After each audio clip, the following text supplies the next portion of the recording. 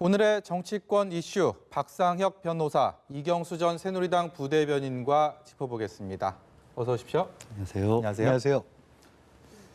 본격적인 대담에 앞서서 숫자로 읽는 1번지를 통해서 대담 주제부터 만나보시죠. 박가영 앵커. 네, 숫자로 읽는 1번지입니다. 오늘의 숫자 20입니다. 20대 국회 마지막 일정이죠. 20일간의 국정감사가 오늘부터 시작됐습니다. 대정부 질문에 이어 국감에서도 바로 이 조국 법무부 장관과 관련한 이슈로 여야의 힘겨루기가 계속되고 있습니다.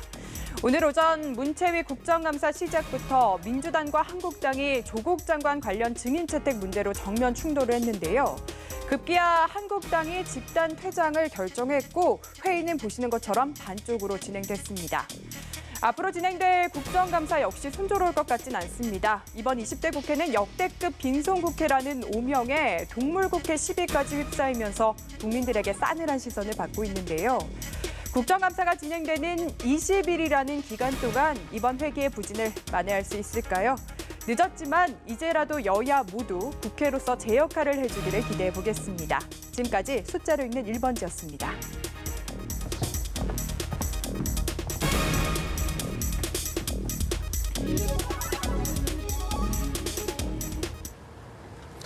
네, 박가영 앵커는 지금 숫자로 읽는 1번지를 통해서 국정감사 기간 동안 20대 국회가 마지막 유종의 미를 거두면서 회기의 부진을 만회할까 이런 화두를 던졌는데 사실 민생국감 하겠다라는 얘기는 늘상 있었던 얘기고 사실 그게 지나고 나면 공수표가 되는 경우들을 저희는 아주 익숙하게 많이 봐왔습니다.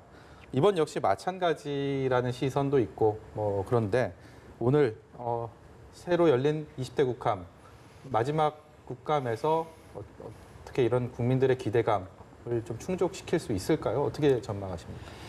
역사적으로 보면 우리 국정감사가 부활된 것이 87년도 헌법 개정 이후로 국정감사가 이제 부활이 되었습니다. 네. 그 국정 전반에 대한 특히 그 예산 집행이라든지 이런 문제들에 대해서 국회가 국민의 대표기관으로서 감사하고 조사하고 이런 기능을 하는 것인데요. 네. 과거에는 좀 철저한 특히 이제 언로가 막혀있던 시절에는 특히 이 국정감사가 큰 기능을 좀 가지고 있었었는데 네. 지금에는 아예 국정감사 무용론이 나올 정도로 그 역할이나 국민적인 관심에서도 좀 멀어진 좀 측면도 있습니다. 그러다 네. 보니까 최근에는 좀 대중의 시선을 끌기 위한 좀 인기 영합성 증인 신청이라든지 이런 것으로 조금 약간 전락했다라는 비판들이 있습니다. 그러나 저도 뭐 국회에서 보좌관 생활을 해봤지만 한 여름부터 굉장히들 많이들 좀 준비하시는 것도 그렇죠. 사실이거든요. 그런데 이렇게 조국 장관 사건처럼 어떤 또 정쟁으로 지도부의 어떤 의사에 따라서 정쟁으로 국정감사가 점철되게 되면 실제로 준비한 것들을 다 못하게 되는 경우들이 많습니다. 네. 이렇게 되면 진짜 국회가 해야 할 국정 전반에 대한 감사의 기능들 이런 것들이 등한이 되는 것이고 행정부는 굉장히 그 틈을 이용해서 네. 계속적으로 좀 잘못된 일을 할 수 있는 가능성들이 높아지는 것이죠. 이번만이라도 지금 얼마 남지 않은 기간이지만 최선을 좀 다해 주셨으면 하는 그런 바람입니다. 얘기를 듣다 보니까 증인 채택 문제도 그렇고요. 이색적인 소품 같은 거 들고 온 국감들도 많이 기억이 나는데 오늘 첫날이지 않습니까? 어떤 상임위 가장 눈여겨보셨나요? 일단 교육위원회가 아닐까 싶어요. 교육위원회 말씀드리기 전에 이제 한 가지 국민 여러분들께 약간의 이제 판단하실 도움이 드릴 말씀을 좀 먼저 좀 올리겠습니다. 국회에서 일을 하고 있는 것은 사실은 무엇으로 평가를 하냐면은 가장 중요한 게 법안 문제를 가지고 평가하거든요. 그런데 제가 이제 국회 입법조사처에다가 한번 제가 물어본 적이 있는데 19대 국회 같은 경우에는 발의 법안이 약 18,000건에 통과된 법률안이 한 4,600건 정도 된다 그래요. 근데 지금 이번에 20대 국회는 법안 발의 건이 한 21,000건 정도에서 통과된 건수가 한 5,000건 정도 되니까 19대 국회보다는 오히려 20대 국회가 일을 법안 건수만 되면 큰 차이는 아니지만 네. 그래도 일을 할 만큼 했다라고 평가할 수 있고요. 그러면 어디서부터 이렇게 국민들한테 우리 앵커께서 아까 설명하신 대로 동물 국회가 되고 일하는 국회가 안 된 것처럼 국민에 보이냐면 바로 올 초에 패스트트랙 문제 때문에 여당이 무리한 패스트트랙을 추진하고 예. 거기에 자유한국당이나 야당이 반발을 하고 그다음에 이번에는 후반기에 가니까 또 거꾸로 조국 장관 문제 때문에 국회가 완전히 올수됐거든요. 그렇기 때문에 국회가 본연의 일을 안 한 것이 아니라 사실은 정부 여당의 어떤 그 정부 운영 능력에 약간 문제가 있기 때문에 국민에게 좀 안 좋은 모습을 보여줬다 이런 말씀을 먼저 드리겠습니다. 네. 다시 이제 앵커께서 질문하시는 걸로 이제 돌아가면요.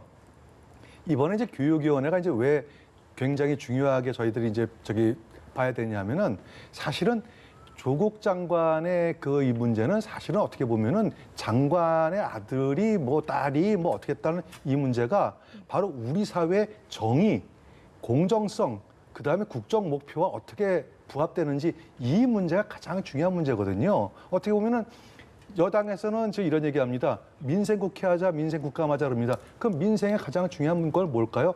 정부가 올바르게 공정하다, 정의롭다는 것을 믿음을 가질 때 일반 경제 주체나 국민들은 안심하고 생업의 생업에 모두 몰두할 수가 있는데 정부의 정책 자체가 정의롭지 못하고 공정하지 못하다는 것을 느낄 때 이미 그 신뢰 사이는 깨지고 결국은 민생 자체가 파탄나는 거거든요. 예. 그렇기 때문에 사실은 교육위원회에서 제대로 이 문제가 밝혀져야 그리고 다른 상임위에서 모든 이 문제가 밝혀져야 오히려 국민들이 안심하고 생활에 몰두할 수 있고 이것이야말로 바로 민생이다. 전 이렇게 분석하고 싶습니다. 제가 오늘 오전에부터 교육위원회 이제 국정감사 상황을 이렇게 좀 지켜봤는데 지금 부대변인께서 말씀하신 그 부분에 대해서 여당에서는 검찰에서 수사하고 있지 않느냐. 그 피감기관인 교육부에서도 윤은혜 장관은 검찰 수사가 진행 중인데 우리가 뭘 하겠느냐. 또 이런 식의 논리를 내세우더라고요. 거기에 대해서는 어떻게 생각하십니까? 전통적으로 그 수사 중인 사건에 대해서는 국정감사나 국정조사를 하지 않는 것이 그동안의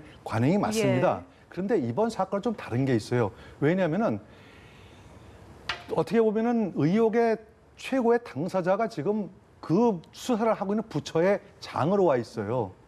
그러면은 그 장의 눈치를 안 보고 어떻게 소속되는 검사들이 제대로 수사할 수 있겠습니까? 이러다 보니까 과거하고 다르다 이거는 그렇기 때문에 그동안에 국정조사나 혹은 또 특검 같은 것들을 주장을 했지만 그것을 국민들한테 조금 아직 시기가 일리다라는 그러한 그 비판 속에서 전략적으로 후퇴를 했지만 국정감사에서는 제대로 된 증인을 좀 불러서 한번 국민들이 시원하게 좀 무엇이 문제고 과연 뭐 최성해 총장이 뭐라고 했는데 그게 사실인지 아닌지 이런 것도 들어보자 좀.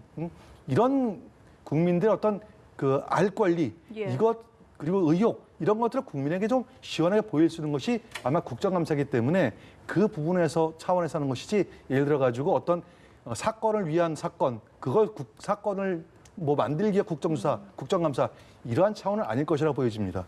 그러니까 야당에서 좀 뭔가 명명백백히 밝히려고 하는데 여당에서 지나치게 방어적으로 나온다고 보시는 것 같아요. 증인 채택 같은 문제에서 좀 어떻게 생각하십니까? 네, 이 교수님께서 말씀하신 거하고는 다르게 지금 검찰에서 조국 장관에 대해서는 전혀 눈치 보지 않고 수사를 하고 있는 것이죠. 그리고 이미 많은 압수수색이 들어가 있고 실제로 뭐 교육부에서 뭔가를 조사하기 이전에 대부분의 자료가 압수수색이 가 있습니다. 그리고 증인들이 나와서 할 수 있는 지금 상황이 아닙니다. 검찰의 수사가 진행되고 또는 뭐 정경심 교수 같은 경우는 이미 기소가 되었기 때문에 실제로 나와서 증인으로 뭔가 얘기할 수 있는 상황이 아니라는 것이죠. 저는 특히 교육위에서 좀 다뤄졌으면 하는 문제가 이런 문제가 있습니다. 지금 국회의원들하고 공직자들 자녀들에 대한 전수조사에 입학 관련된 전수조사를 좀 해야 되지 않냐. 말은 공감대가 형성되어 있고 합의를 하겠다고 하면서도 갑자기 이게 입법사항이기 때문에 안 된다라는 게 지금 나경원 대표의 얘기거든요. 교육위에서 빨리 이런 부분과 관련돼서 좀 지혜를 모아서 법안을 빨리 조속하게 통과시키면 국민들께서 지금 많이 궁금해하시는 나경원 대표의 문제라든지 그리고 여러 공직자들의 문제, 정치인들의 자녀들의 입학 관련된 문제들도 빨리 좀 조사가 될 것으로 생각이 되고요. 또 피부적으로 국민들이 가장 중요하게 생각하는 것이 그 입학 문제인데 그중에서 정책적으로 보면은 이 그 학종이라든지 굉장히 중요한 사안들이 있습니다. 실제로 더 자극적인 문제가 아니라 우리 자식들이 어떻게 대학을 가는지 그 방법들에 대해서 굉장히 관심들이 많은데 네. 이런 부분에 대한 좀 개편안에 대해서 더 심도 있는 좀 논의가 필요한 게 아닌가 이렇게 생각합니다. 네, 지난 주말에 촛불 집회가 서초동 검찰청 앞에서 있었고 그 이후에 대통령의 검찰 개혁안 마련을 하라는 지시가 있었고 거기에 대한 검찰의 답변이 있었습니다. 이렇게 시시각각 상황이 변하고 있는데 먼저 준비된 영상부터 보고 이 말씀 이어가겠습니다.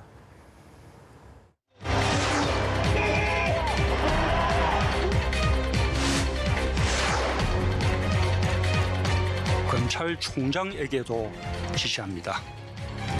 검찰 개혁을 요구하는 국민들의 목소리에 귀를 기울이면서 검찰 내부의 젊은 검사들, 여성 검사들, 형사부와 공판부 검사들 등 다양한 의견을 수렴하여 국민으로부터 신뢰받는 권력기관이 될 수 있는 방안을 조속히 마련해 제시해 주길 바랍니다.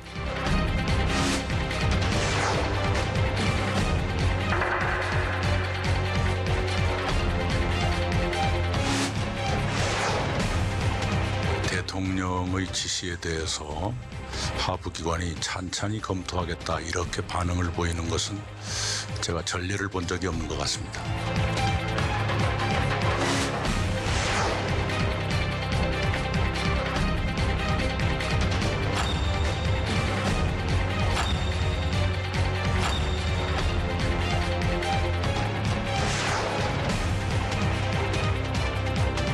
검찰은 형식적으로 개혁한다는 신용만 내지 말고 진정으로 스스로 거듭나지 않으면 검찰 자체가 국민들로부터 외면당한다는 사실을 분명히 직시해 주시기 바랍니다.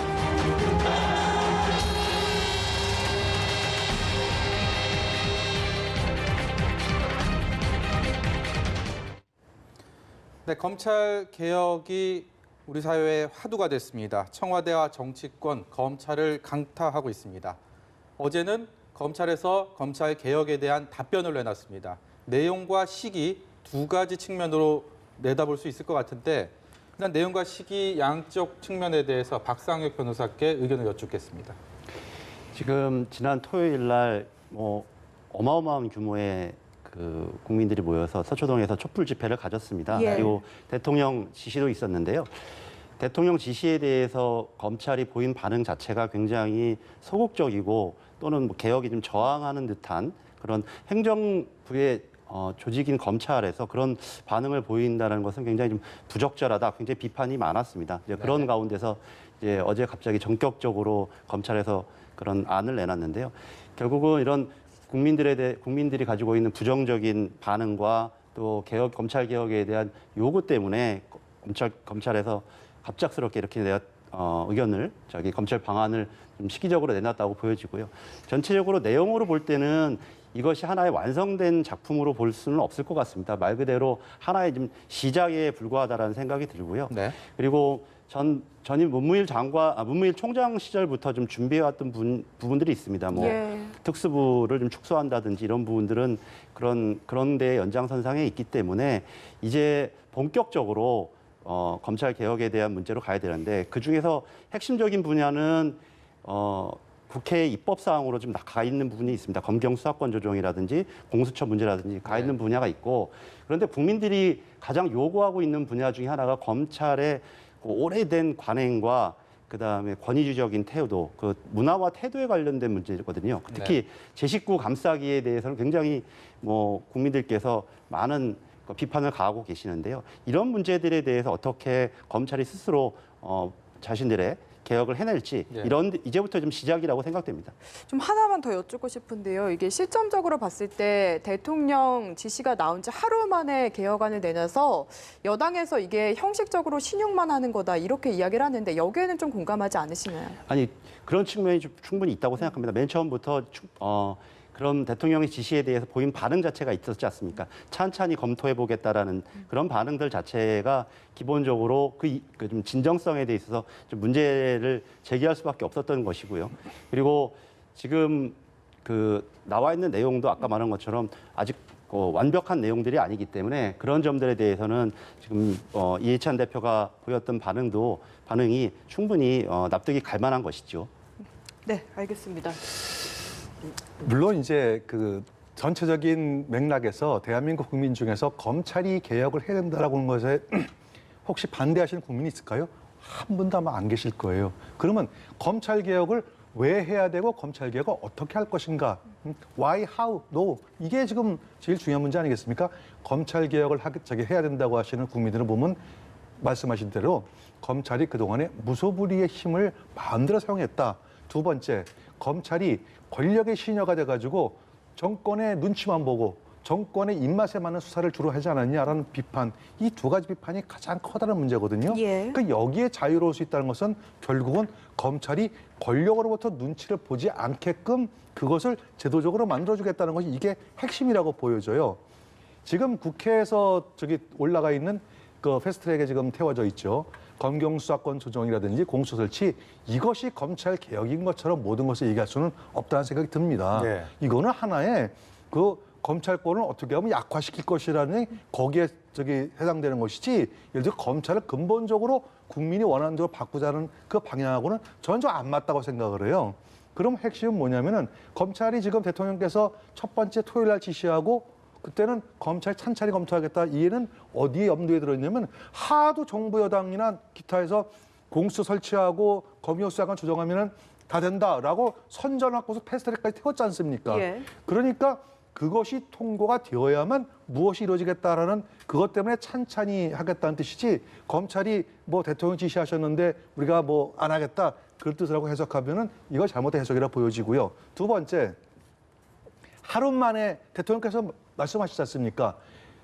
검찰총장에게 지시한다. 예. 그 지시를 하셨어요, 직접. 안 계신데도 지시하셨어요. 그러니까 검찰이 내놓을 수 있는 게 뭐 있습니까? 아까 박 변호사님께서 말씀하셨듯이 이미 문무일 총장 때부터 검찰 내부적 개혁안이 나와 있어요. 그거 제시한 거예요. 근데 그거 제가 놀란 거는 민주연구원에서 발표한 거는 특수부 같은 경우에 전국에 10몇 개 중에서 6곳은 남겨둔다 그랬는데 오히려 윤석열 총장은 그것도 많다. 3곳만 남기자 해가지고 오히려 더 강화된 방안을 내놨어요. 예. 근데 왜 여당에서는 자기 민주연구원에서 나온 자료보다 더 내놨는데 마치 신용만 했다? 이런 평가를 내린다는 것은 과연 어떻게 이걸 해석할 것이냐, 이렇게 보여질 때 검찰은 지금 최소의 노력을 다하고 있어요. 네. 다만 모든 것들이 오비락이 돼서는 안 되고 그다음에 이하부정관이라고 조국 장관 수사가 있는 데에서 이 현상이 벌어지고 있는 이 국면에서 자칫 검찰 개혁을 지나치게 몰고 가면은 오히려 정부 여당이 굉장히 불리할 가능성이 있다, 예. 오해를 받을 가능성이 있다. 이거를 꼭 알아야 될 것 같습니다. 네, 검찰 개혁이라는 화두는 윤석열 검찰총장에 대한 또 상반된 시각으로 옮겨가고 있습니다. 특히 유시민 노무현재단 이사장이 어제 자신의 SNS 방송에서 관련된 견해를 밝혀서 화제가 됐었는데요. 예. 일단 그 발언부터 듣고 얘기 나눠가겠습니다. 지금 대통령하고 맞대결 양상으로 검찰의 수사권과 기소권을 가지고 휘두르는 거 아니에요. 그래서 제가 이거를 총칼은 안 들었지만 나 아니다. 예, 검찰의 검찰이 난 나다. 윤석열의 난 검찰 독립이라는 명분을 들고 아무도 통제할 수 없는 방식으로 수사권과 기소권을 막 휘두를 때 그렇습니다. 예. 누구도 이걸 제어할 수가 없다. 그래서 제가 5.18 때 신군부를 생각한 거예요. 네, 네. 네, 윤석열의 난 그리고 5.18 때 신군부를 생각하게 한다. 뭐 이런 발언들이 논란이 되고 있습니다. 검찰에 대한 유시민 이사장의 개인적인 견해이긴 한데 거기에 대해서는 박상욱 변호사께서는 어떻게 생각하십니까? 그 유시민 장관이 지금 이 조국 장관의 이른바 조국 장관 대전이라고도 말씀하신 분들이 있는데 여기에 참전하게 된 게 초창기부터 여기 발언을 하시게 된 것은 아닙니다. 상당히 후반부에 처음 발언을 좀 하시기 시작을 해서 지금은 굉장히 좀 여러 가지 다양한 발언들로 주목을 받고 있는데요. 저는 이렇게 생각합니다. 유시민 전 이사장의 지금 그 발언들의 계기가 된 것이 뭐냐면 네. 언론에서 전반적으로 조국 장관에 대해서 어마어마한 양의 보도와 의혹들을 쏟아내었거든요. 네. 그런 상황에서 유시민 장관이 아니면 전체적으로 그 조국 장관에 대한 해명이라든지 이런 것들이 좀 제대로 된 바가 없었습니다. 당시 네. 조금 네. 반추해서 보면 그런 측면에서 좀 전반적으로 어떤 언론이라든지 여론의 좀 균형점을 찾기 위해서 유시민 장관이 발언들을 좀 시작했고 네. 상당 부분 지금 저는 효과도 있었다고 생각합니다. 그 이후로 전체적인 좀 다분히 균형이 좀 맞아진 측면도 있다고 저는 생각이 들고요. 네. 지금 유시민 장관이 어제 발언에서도 얘기하고 강조하고 싶은 것은 결국 민주적 통제의 중요성 아니겠습니까?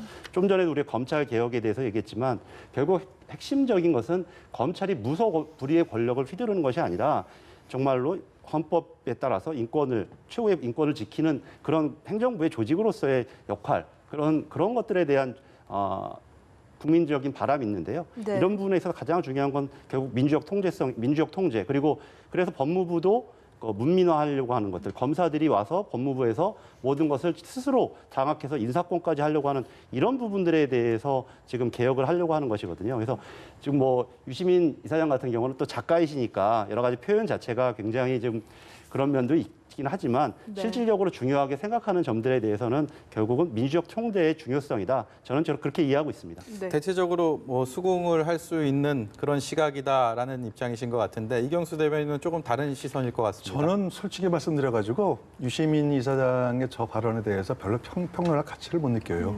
예. 왜냐하면 궤변이다 한마디로. 그 이유가 뭐냐면 이런 겁니다. 윤석열의 난이라고 합니다. 자, 그럼 우리가 헌법 정신으로 다시 돌아가 봅시다. 네. 대한민국 헌법에 범죄가 검찰이 수사를 할 수 없는 분이 딱 한 분 계세요. 그건 대통령이십니다. 네. 대통령은 헌법에 외환과 내란의 죄를 짓지 않으면은 헌법상 형사 수출을 받지 않게 돼 있거든요. 그 외에는 그 누구도 죄가 있으면은 그것을 피해갈 방법이 없어요. 네. 그런데 장관이라고 해가지고 힘 있는 사람이라고 해가지고 돈 있는 사람이라고 해가지고 검찰 수사를 안 한다? 그럼 그 검찰이 왜 존재합니까? 근데 조국 장관 같은 경우에 지금 그 장관 자체는 일단 차치하고도 가족이 너무 많은 지금 의혹을 받고 있지 않습니까? 네. 언론에서 지금 벌써 몇 개월째, 50일째 지금 언론에서 계속해서 의혹을 제기하고 있는데 검찰이 그걸 눈 감고 있으면서 그 수사 안 한다? 그 검찰 어디다 쓰겠습니까? 갖다 폐기해야죠.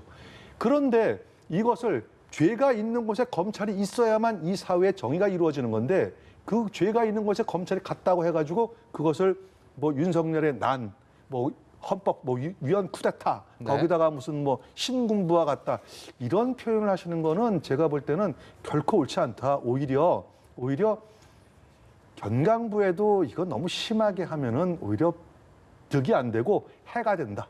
저 그런 말씀을 드리겠습니다. 네, 이렇게 여권에서는 지금 계속해서 검찰에 대한 공세를 늦추지 않고 있고 반면에 한국당은 조국 장관에 대한 공세를 계속해서 하고 있는 상황이거든요. 어제 대정부 질문에서도 주호영 의원이 조국 장관에게 거취에 대한 질문을 하니까 조 장관이 이렇게 답을 했습니다. 듣고 오시죠. 명백한 위법 행위는 어떤 경우에 확인이 되는 것입니까? 통상적인 형사 절차에 따라서 수사, 기소, 재판이라는 절차를 거치는 것으로 알고 있습니다. 그러면 재판까지 확정 판결이 있어야 확인되는 것입니까? 최종적 결과는 그렇게 된다고 생각합니다. 네, 언제 조 장관의 거취 판단의 기준으로 삼을 것이냐. 이거는 수사를 받는 과정이라면 시선을 어디에 두느냐에 따라서 다양한 해석이 나올 수가 있는 그런 여지가 있는 것 같은데 변호사님께서는 어떻게 보십니까? 지금 좀 전에 이 교수님 말씀하신 것처럼 벌써 50일이 넘도록 예. 지금 검찰 수사와 언론의 의혹 보도가 지금 계속적으로 이어져 왔습니다. 검찰에서는 70여 곳이 넘는 곳에 대한 압수수색을 해왔고요. 네. 그리고 이제는 정경심 교수의 소환까지도 곧 임박했다고 합니다. 예상되는데요. 그럼에도 불구하고 조국 장관이 과연 장관으로서 직무를 수행할 수 없는 그런 흠결이 있느냐 또는 그런 위법 사항이 있느냐 이런 부분에 대해서는 하나도 밝혀진 것이 없습니다. 그렇기 때문에 어제 그 조국 장관의 발언도 그런 측면에서의 좀 원칙적인 좀 발언이었다고 생각이 들고요. 결국은 확정 판결을 통해서 지금 나와 있는 의혹들이 제대로 된 말 그대로 의혹일 뿐이지 제대로 된 어떤 사실 하나 밝혀진 것이 없지 않습니까? 그런 측면에서 우리가 지금 조국 장관의 발언을 저는 이해하고 있습니다. 만약에 기소가 된다면요. 만약이라는 가정입니다만 기소가 된다면 확정 판결까지 가려면 시간 자체가 상당히 길 수밖에 없는 거 아닙니까? 예. 그래서 제가 이제 두 가지를 좀 말씀드리겠습니다. 일단 장관님이 하신 말씀은 저 원론적인 말씀이 맞아요. 네. 예, 대법원 확정 판결 날까지는 그 누구도 죄인이라고 해서는 안 되는 거죠. 그게 소위 말하는 무죄 추정의 원칙 아니겠습니까? 네.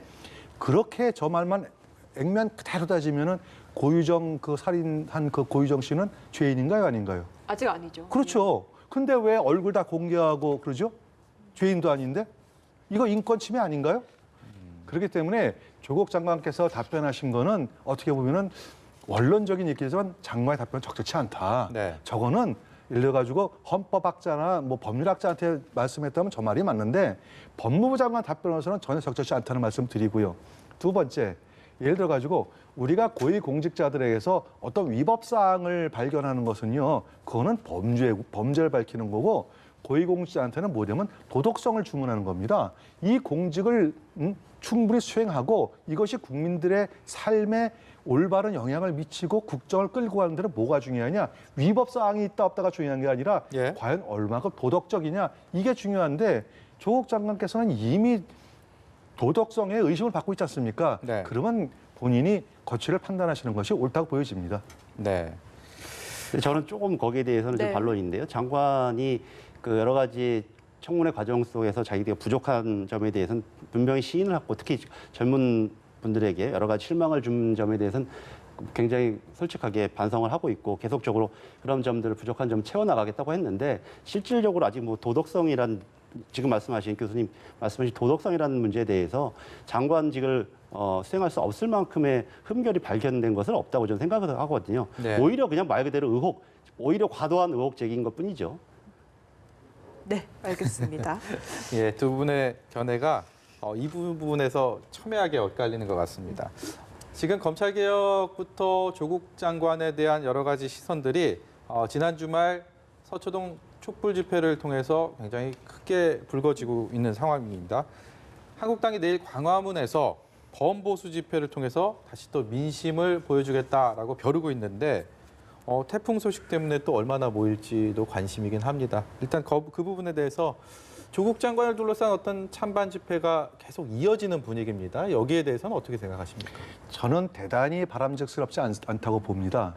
이게 국론이 이렇게 분열돼서 이 지금 미북 회담도 그렇고 남북 관계도 그렇고 한일 관계도 그렇고 얼마나 엄중합니까? 더군다나 경제 문제를 보시면은 지금 많은 전문가들은 디플레이션을 우려하고 있어요. 이 경제 문제도 이게 자칫 잘못하면은 나라가 파탄 날 지경이 있다고 굉장히 많은 분들이 우려를 하고 있는데 이 상황에서 조국 장관이 이 문제 하나 가지고 진영으로 나뉘어 가지고 이렇게 세대결로 가는 것은 이건 결코 바람직하지가 않지요.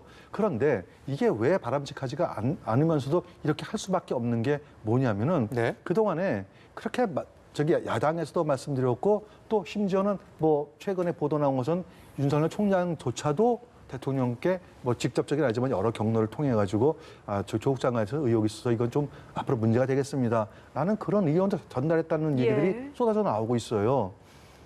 지금 이렇게 돼가 있는데 이 문제를 어떻게 풀어야 되겠습니까? 더군다나 지난주 주말 토요일 날 검찰청 앞에서 집회를 한 거 저 충분히 있을 수 있다고 보여지지만 거기에 100만이 모였느니 200만 명이 모이니 오히려 여권에서 가짜 뉴스를 만들어 가지고 국민의 여론을 호도하려고 있어요. 이러면 저는 올바른 국정 운영 태도가 아니라고 보여지고요. 네. 그다음에 자유한국당도 지나치게 장외 투쟁에 어떤 매몰돼서는 안 된다. 오히려 장외 투쟁보다는 이제 국민에게 판단을 맡기면 됩니다. 국민은 충분히 다 이해하고 계시기 때문에 장외 투쟁보다는 오히려 국회 내에서 어떤 법적인 테두리 내에서 장외 투쟁으로 좀 옮겨가는 것이 맞다. 저는 이렇게 보여집니다. 그럼에도 불구하고 많은 분들이 내일 참여하시다니까 한번 보시죠. 과연 얼마나 오시는지. 네. 저도 귀추가 주목됩니다. 근데 우리가 이 상황들에 대해서 조금 더 구체적으로 좀 살펴볼 필요가 있습니다. 네. 만약에 조국 장관이 지명된 후에 국회가 제대로 된 그 입법기관으로서 청문회를 통해서 여러 가지 의혹을 또는 자질을 검증했다면 네. 이런 분열 사태는 일어나지 않았을 것입니다. 오히려 장외 집회를 선동했던 것은 황교안 대표였잖아요. 네. 황교안 대표가 장외 집회를 선동하면서 청문회를 사실상 뭐 보이콧 해왔던 것이 지난 한두 달 안에 있었던 우리의 일들이고 그러다 보니까 지금 지난번 서초동 촛불 집회 같은 경우는 제7차 집회였는데요. 자연 발생적으로 조국 장관에 대한 무분별한 의혹 제기와 검찰의 무리한 수사에 대한 그런 국민적인 좀 저항하는 그런 목소리가 성난 목소리가 모일 수밖에 없었던 상황이었습니다. 지금이라도 좀 더 정치권이 이런 부분들에 관련돼서 조금 더 지혜와 뭐 이런 서로 간의 합의를 좀 모아내었으면 좋겠다라는 생각들이 들고요. 아마 이번 주 토요 촛불 집회는 더 많은 숫자가 모이지 않을까 지금 생각을 합니다. 제 주변에서도 참석하겠다라는 분들이 굉장히 많은데요. 예. 뭐 그런 목소리들이 모여서 반드시 검찰 개혁을 이루는 데까지 조금이라도 좀 일조할 수 있는 분위기가 되었으면 좋겠습니다. 네, 내일 그리고 주말 지나고 저희가 다음 주에 집회 이야기 좀 더 이어가 보도록 하겠습니다. 지금까지 박상혁 변호사 그리고 이경수 전 새누리당 부대변인과 함께했습니다. 두 분 말씀 잘 들었습니다. 예, 감사합니다.